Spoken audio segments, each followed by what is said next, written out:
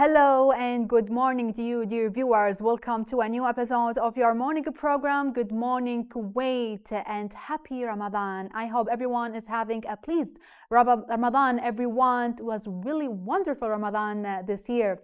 So, dear viewers, today we have too many segments and special guests and too many reports that we are so happy and pleased actually to have our guest this morning with us. So, please, dear viewers, stay tuned and never go away. And dear viewers, Ramadan, it's really amazing, and because the weather is really lovely, we have that really lovely and cold, a little bit cold weather this Ramadan, so the fasting became really easier rather than the other years. And we saw and we noticed, dear viewers, yesterday showering and the thundery weather yesterday, and we can see streets actually locked down, especially the fifth actually road actually is locked down since this morning, and too many people actually. Please, dear viewers, be careful while driving, while you are going to your works this morning, because we are still having some issues with some areas around Kuwait because of that thundery wind yesterday that actually happened yesterday. So, dear viewers, don't go away. So we have this little break, but before having the break, let's go to the weather forecast to check the weather for this morning and for the couple days, and we'll be right back to you. And we came back again, dear viewers, and now with Kuna News. And the first headline: His Highness the Emir Sheikh Nawaf Al Ahmed Al Jaber Al Sabah has sent a cable of congratulations to the President of Bangladesh, Mohammed Abdul Hamid, on his country's National Day. His Highness the Emir wished the President lasting good health and his nation more progress and prosperity. The Arab League announced that the 32nd Arab Summit will be held in Saudi Arabia on 19 of May, preceded by several preparatory meetings. The decision came after talks between the League's Secretary General Ahmed Abul Ghait with the Saudi government. A severe storm system made its way into the U.S. state of Georgia on Sunday, producing actually thunderstorms, high velocity straight line winds, and multiple tornadoes. According to Georgia Governor Brian Kemp, a state of emergency was issued on Sunday morning after severe storms and tornadoes struck the state. Kuwait won the 2023 International Ice Hockey Federation IIHF World Championship Division IF's bronze, while the Philippines snatched the title of the tournament, which ended in Mongolia.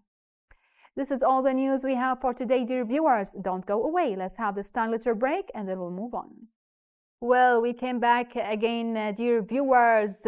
We have to move on to an external segment with our colleague Captain Sarah Jamil, General Department of Public Relations and Media Security, to provide us with the latest traffic and security news in the street and the road of Kuwait.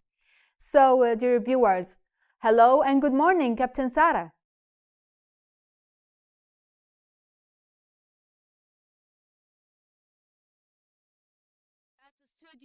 Happy Ramadan, مبارك عليكم الشهر. Hi, Sarah. Happy Ramadan for you.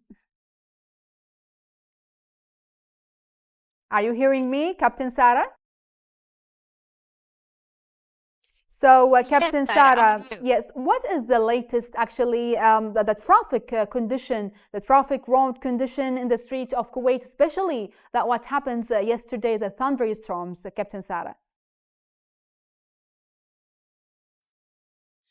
Yes, now according to the control room report and up to this hour, and we are also here in the field, the 6th ring road, Sarah, toward Kuwait City, where Mishraf area on your right hand is facing a traffic congestion with high density. Also, many roads today, and actually since Ramadan started, the major roads in both directions, Kuwait City or the other direction, are facing a traffic jam with a high density. It was expected, to be honest, because big number of vehicles are using the same roads, and as you know, and I mentioned before that there is work maintenance in many roads in Kuwait. or major roads, and that increase the traffic Yes. jam in. Well, Captain Sarah, actually, we have some technical issue. We can't hear you very well. Let's have a little break and then we'll move on to your viewers. But before having the break, we have to talk about the fasting. We know fasting during the holy month of Ramadan has a physical and psychological, mental and spiritual benefits. In order to know more about the most prominent of these benefits and to know more what happens to the body during the fasting period, let us follow this following report together about fasting and what happens to our body. And we'll be right back to you. What happens to your body when you fast during Ramadan? During the month of Ramadan, Muslims fast from sunrise till sunset every day of the lunar month. The Ramadan fast can be a natural and effective way for the body to detox and revitalize itself. But this can only happen if you follow a healthy eating plan and do not overindulge for iftar. Try your best to avoid processed and fried foods this month, since we only have a few hours available to eat and drink. It's very important that we make the food we eat really count. Stay hydrated by drinking plenty of water and avoid things that contain caffeine, which will dehydrate your body and make you feel very thirsty during the fasting hours. We know Ramadan is a very busy time, so most of us tend to cut back on sleeping hours to make more time for good deeds, which is amazing. But make sure you are getting a minimum of 6 hours of sleep daily. If you don't get your minimum hours, you could become very lazy in Salah and Quran time, and that's the last thing we want. Also, please keep in mind that oversleeping will also make you lazy and less productive, so balance is the key. Here's a breakdown of what happens to your body when you fast in each stage of the 30 days of fasting. Stage 1. During the first couple of days of fasting, both blood sugar level and blood pressure drop. The body starts the cleansing process, and the first few days are the hardest as they are usually accompanied with headaches, dizziness, nausea, and intense hunger. Stage 2. During the second stage, the body becomes accustomed to the fasting schedule and the digestive system is able to rest. The digestive system focuses its energy on cleansing the body and healing the cells as the white blood cells in the body start to become more active. During this stage, the organs start their repair process as well. Stage 3. By the third stage, energy levels will have increased, your mind is able to concentrate better, and an overall feeling of wellness overtakes you. During fasting, the body's healing process becomes a lot more efficient, and so the body repairs any damaged cells during this stage. During this stage, the colon, liver, kidney, lungs, and skin are detoxing by eliminating toxins. Stage 4. During the last 10 days of fasting in Ramadan, the body has become accustomed to the fasting process. Your body becomes more energetic and you experience improved memory and concentration. At this stage, the organs are finishing up their healing process, and once all toxins are removed, the body is able to function at its maximum capacity. These are just some of the physical benefits of fasting that will take place within the body. But the spiritual benefits this month are far greater than anything mentioned here. That was really an amazing report, dear viewers. Subhanallah, fasting really has some beneficial into our body. And now let's get back to our colleague, Captain Sarah Jamil. So, hello and good morning again, Captain Sarah. Good morning again to you, Sarah, and to my colleagues at studio. And again, happy Ramadan. Happy Ramadan to you. I apologize for what happened, but we had some technical issue. So let's get back to the question, Captain Sarah. We noticed that the thunderstorm yesterday that happened to all the streets of Kuwait. So could you please give us briefly the latest condition for streets of Kuwait, dear Sarah? Yes, Sarah. Still, we have Al Maghrib Road intersected with Fourth Ring Road in both directions. Toward Kuwait City and toward Ahmadi is closed because of the water paddle since yesterday. They are working now on it, but we advise the drivers to change their directions. Also now, Sarah, we are at Sabah al-Salim roundabout, and we can see the second road toward Kuwait City, where Mishraf area on your right hand is facing traffic congestion with medium density. Also, we have Fishing Road towards Salmiya, facing the same. Portling Road, Isa bin Salman between Nasma and the Middle Gar. Actually, since the first day of Ramadan, the major roads towards Kuwait City and the other direction are facing traffic jam with high density.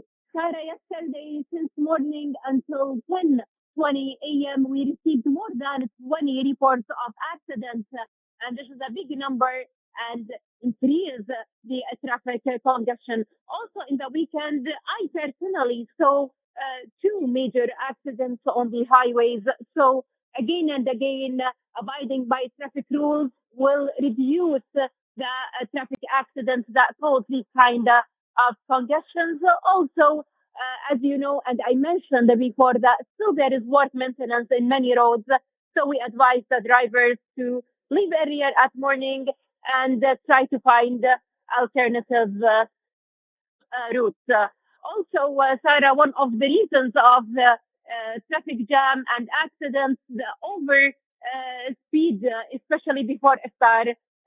We feel sorry to tell you that many reports we received them before iftar in half an hour, less than half an hour, because of the over speed. So please be careful while driving. Help us to reduce the traffic congestions. If there is or in case of minor accident, just move your vehicle to the right side of the road.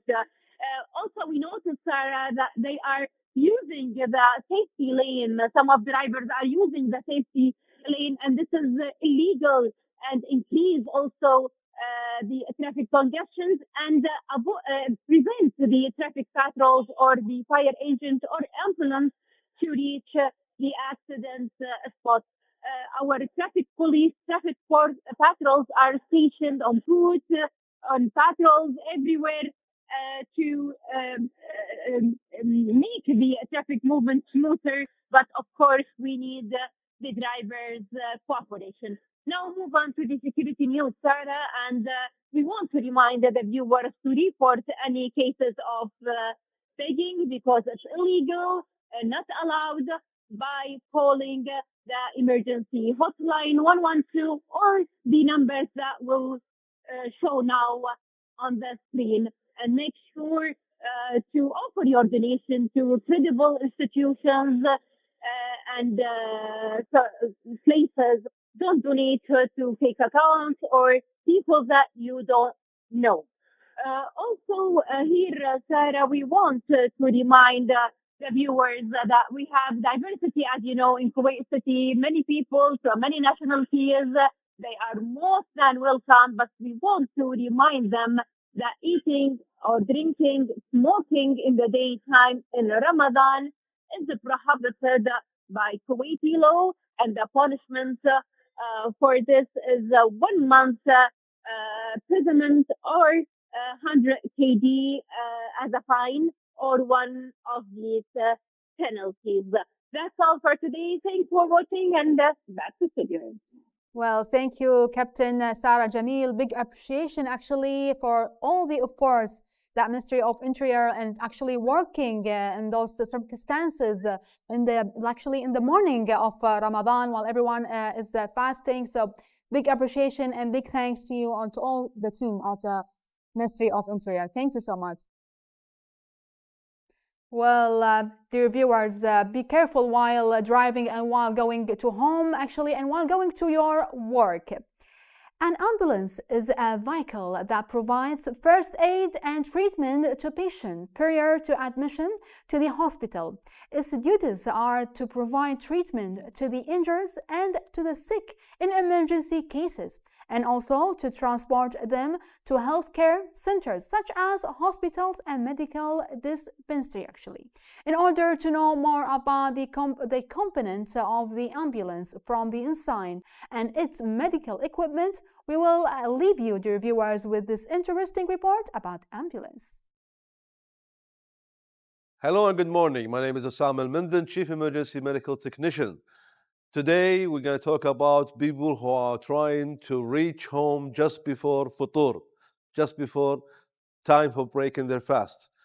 We've seen so many accidents, we've seen so many sad stories and sad moments for people. They never reached home. People are waiting for you, your family are waiting for you. Don't worry about being late.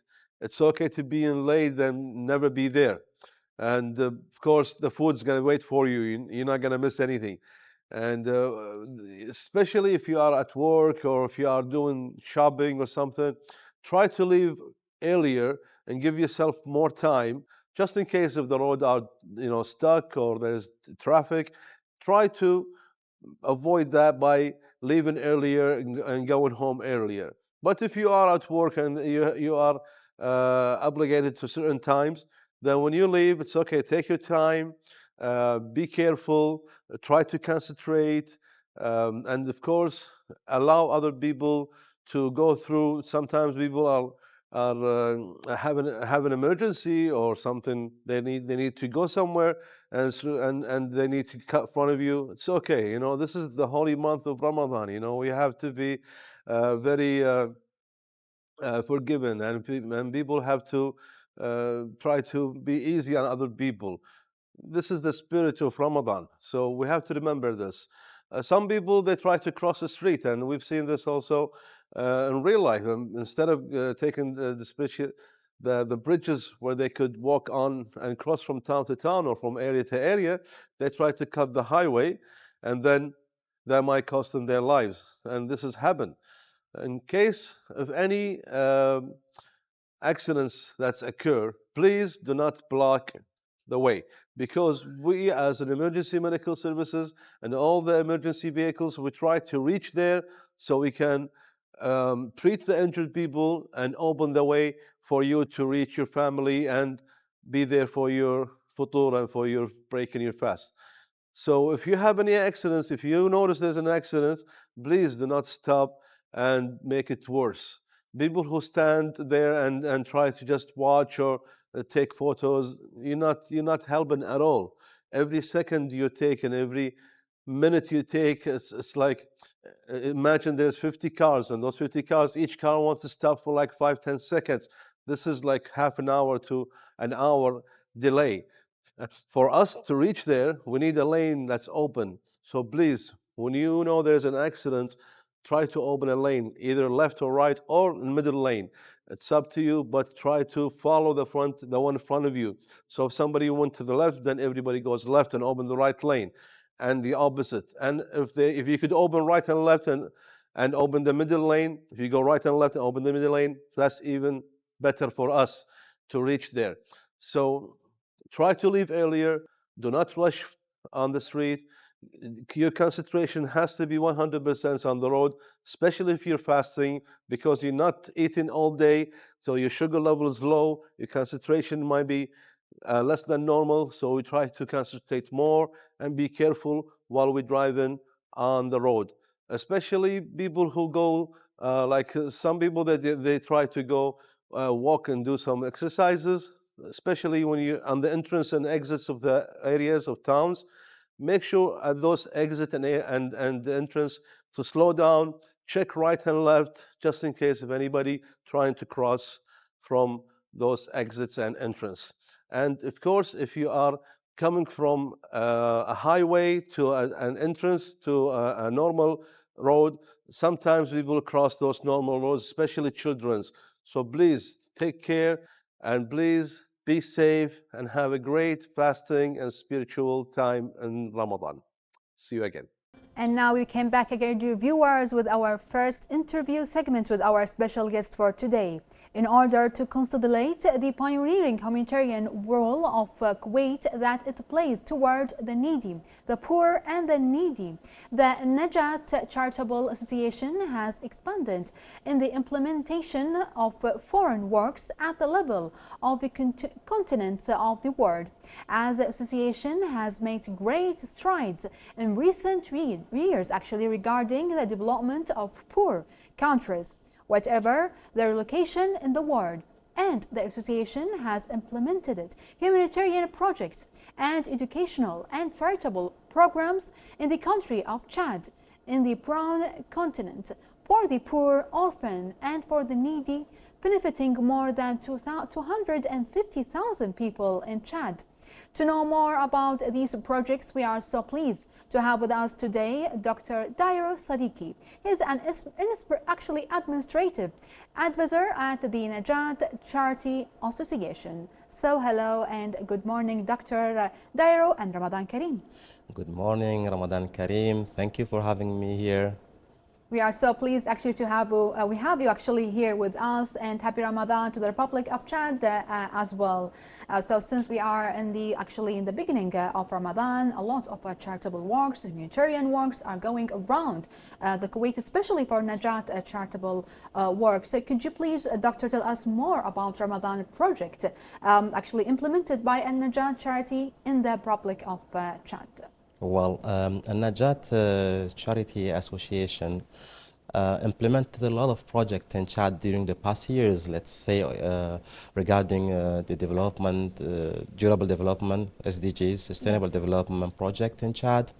And they have these Ramadan project, Iftar Saim, where they distribute food for the most needy people, for orphans, for widows, and elderly people who cannot afford to have their meal. Yes. We distributed till now over 2,000 kits of food. And we are continuing. This year we will distribute maybe more than 5,000 kits. Wow. For the needy. So this is inside the campaign of 1 million kits. So we are now, the campaign raised now over 1,300,000 kits around the world. This will be distributed in around 25 countries around the world: Yemen, Lebanon, Chad, Niger, Somalia, and so on. That's amazing. Really pleased news for that, like more than 1 million kids. That's amazing. So we know that there's also patients. They have some patients, some injured, actually, people, as you mentioned. So could you please tell us about the charitable efforts to build some medical for the patients and for the injured people as well? Yeah, like I said earlier, Al-Najat is implementing a sustainable development project, including better health. This is one of the SDGs, one of the development goals. So in Chad, for example, till now we built it around 4, and still 2 are on construction, hospitals, where also we organize campaigns for cataract surgery. That's you amazing. know, when you give back sight to someone, it's like you bring him back to life after everything is dark in front of him. Exactly. So this is one of your projects actually in the charity. It is like eye for the eye patients actually. Yes, yes. So what about it exactly? Like, could you please elaborate more about that? Yeah, this is every year we organize a campaign called IPSAR, where also we fundraise, and then we organize operations in these poor countries: Chad, Niger, Yemen, Bangladesh, many countries. So for each campaign you have around 500 people coming to the hospital, get screened, and having surgery for free. Yes. And they recover mostly. 99% of them recover their sight after the operations. And so one of the most important sense, actually. Yes, most important sense. And one of the most touching histories is when you open an eye of a man who didn't see his daughter for 10 years or 15 years. It's like you are offering him something that cannot be evaluated in terms of money or something speechless and something touching, actually. Touching and life-changing. Life-changing for sure, and also Actually, as you mentioned, like providing some food, providing, as you mentioned, the medical eye medication, actually treatment. That's one of the most beautiful, actually, charitable works. So what about drilling wells? I know there is an Imagine project about drilling wells for the poor people. So could you please elaborate more about that? Yeah, this is we have yearly campaigns called Takhayyal, Imagine, Yes. where we're trying to tell you to imagine yourself in Africa, in that village where the kids need to walk 10 kilometers, 15, sometime more, Yes. which means expend the whole day to carry a gallon of water that may weigh 15 or 10 kilogram. Yes. So imagine that. Imagine that you can help this community to change their life by drilling a well, bringing the water near to them so that the lady won't expend all her day trying to get water. So she will give more time to her kids' education. Also, the girls, instead of going after water, they can go to school. This is life-changing also project. For sure. So, and it's aligned, well aligned with the worldwide known SDGs, Sustainable Development Goals. Yes. So we in Chad did last year over 40 wells. These big wells with tank and solar energy. Yes. Oh, solar energy as well. Yes, we are using solar energy for these pumps so that it's make it easier to them just to open the tap and get the water near. Exactly. Yes. And I like when you said, doctor, you have that further vision, that instead of the mother like spending too much time going to many miles to have like a gallon of water, she has it with her, actually close to her, and then she's gonna focus to her children. Yes, That's amazing. absolutely. And also, you see, they when they go these far distances to get water, it is a dirty water, which is contaminated most of the time, and it's develop many sickness and illness to them. Yes. But when they have this potable, clean water, you improve also their health. Yeah, it's You filtered improve, for sure. yes. So you improve health, you improve education, Exactly. you improve also production and development, so that they can have more time to work instead of being on bed because they are sick. Exactly. What's the point of having some like some actually not actually healthy water? As you mentioned, he's gonna stay in the bed and maybe he's gonna die at the end. Yes. So, doctor, let's talk now about the charitable effort related to the relief file for displaced and actually for the refugees in Chad as well. Yeah, we have two types of refugees in Chad. We have these internal displaced, those people who had to leave their homes because of the rains, because this year we received heavy rains. Yes. So one special action we did in Chad for that time was to try to save the school year for children. So we saved around 1,600 kids school year. That's We built a amazing. small school, charitable school, where we give them education for free Wow. That's amazing. in one of these camp of the refugee camps. That's Yeah. amazing. So, doctor, what about your future actually project that you are still implementing for the Republic of Chad? Well, we spoke about health, we spoke about water, we didn't speak about education. We had a lot of schools. Yes. And so what we are trying to do now is to have integrated project. So the project we are working on now is an integrated farm where a village will be able to become a productive village. We help them to have irrigation system after building the water well, and help them to have agricultural techniques Wow. to produce their own crops, and also to be able to send them to have some revenue. And this will help to sustain a project for the village, like schools, like hospitals, or even orphanage. Or even orphanage. We are talking about a very developed, actually, region, like solar energy. And Yes. also, as you mentioned, agriculture and a farm. As you mentioned, they can actually have their own, let's say, fruits and many actually sources for their food Absolutely. by their And farms. yeah, and other that we are also now working on biogas energy producing, because you have some livestock, and you can use the waste of these animals to produce energy, to produce biogas.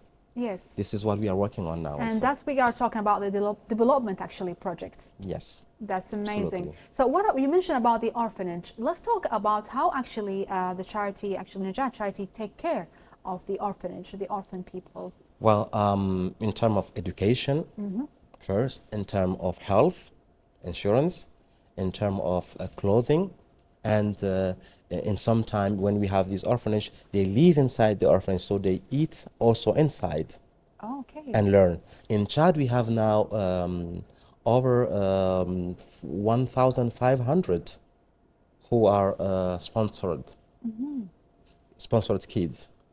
So when we have also like these food parcel distributions, we start by the widows, the mother of orphans, Okay. and so on. Yeah. That's amazing. So do you have any other points you'd like to elaborate more about the charitable actually work, especially during the holy month of Ramadan, rather than as you mentioned? Well, first of all, I didn't get the occasion to thank Kuwait for this effort. Like you mentioned, Kuwait is a pioneer in humanitarian actions. Wherever you go in Africa, and especially in Chad, you will find a sign, a flag of Kuwait in a mosque, in a hospital, in a water well, and so on. This is amazing. So we pray Allah subhanahu wa ta'ala to protect this country and to help citizens to be always more generous and to seek to continue supporting people and to invest in sustainable projects, Yes. sustainable development projects, to help these people to sustain themselves, to be able to produce their own wealth. So this is what I really wanted to say, and to thank really Kuwaiti people and all other people living in Kuwait, because if you see also you have inside Kuwait Indians, Egyptians, and many other nationalities.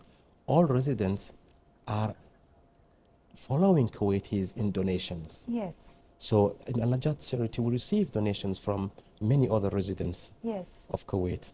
That's amazing, Doctor, and thank you actually for your beautiful words. And may Allah protect Kuwait, as you mentioned, and may Allah protect all the people all around the world, all the Muslims, all the poor and needy people. And inshallah, there's going to be no needy people in the future. Ameen ya Rabb. Ameen. Thank you so much, You're welcome. Dr. Dr. Dairo Sadiqi. He's an administrative advisor at the Najat Charity Association. Don't go away, dear viewers. Let's have this little break and then we'll move on to our episode. May Allah please us all the time. What a beautiful song that gives you the spiritual of Ramadan. Have a pleased Ramadan, dear viewers. And since we are in Ramadan, for sure we have to take care of our nutrition, of our dietitian, of our healthy food. We have to take care of what we are actually entering to our stomach in futur and in suhoor as well. And the food and the agriculture organization has actually, we have some report about that telling us how to have that really healthy food and nutrition. So how about your viewers to take a look at this report about FAO organization, and they'll be right back to you. Did you know that food that is obtained from animals can now be made from cell cultures? Cell-based food production is one of the innovations that can help us feed a growing population. Cell culturing entails taking cells from an animal and growing them. But how does this work? A small sample of cells from a healthy animal, like a cow or a fish, can yield hundreds of kilograms of food product. Egg and dairy products can also be produced from cells.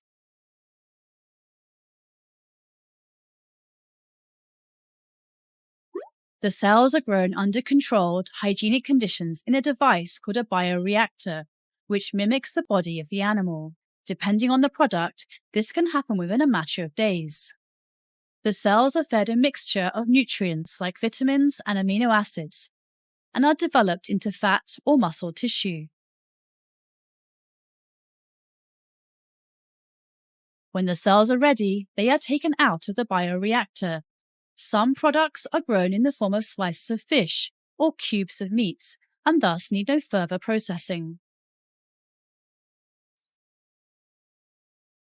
Cell-based foods can be mixed with other ingredients to make the final product before they are packaged for the consumer. FAO is working with members and partners to ensure good practices are followed to keep cell-based foods safe throughout the production process. Well, that was really a beneficial report, dear viewers, how to take care of our meat, actually, and our food in general. Today in our episode, we spoke to too many beneficial, actually, point of view. We spoke about the charitable work, how it's really an important, especially during the holy month of Ramadan, with our dear guest, Dr. Dairos Sadiqi, in the Najat charitable work from the Republic of Chad, and how actually he saved thousands of kids, thousands of needy people. That was really amazing, actually. And also he thanks our lovely country, Kuwait, because Kuwait is a pioneer of humanitarian work.